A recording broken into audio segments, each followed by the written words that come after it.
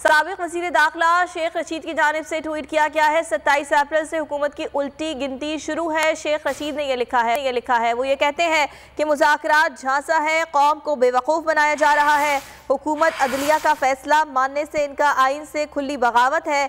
जब हुकूमत अदलिया के फैसलों की नाफरमानी करके हुक्म अदूली पर उतर आई है।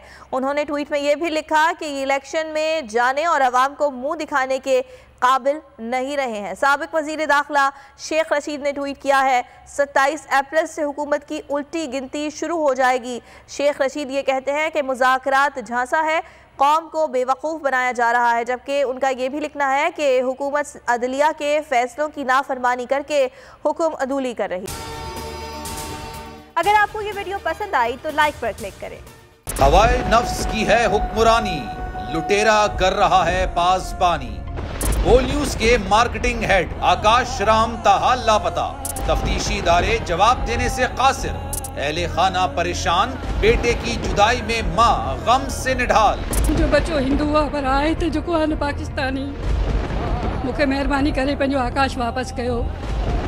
हुकूमत से बेकसूर और मुहिब्बे वतन बेटे की बाजियाबी के लिए फरियाद। आकाश राम के अगवा के खिलाफ अहले खाना की जानिब से सुप्रीम कोर्ट में दरख्वास्त दायर। सुप्रीम कोर्ट के चीफ जस्टिस उमर अता बंदियाल से आकाश राम के अहले खाना की जल्द समाअत की इस्तदा।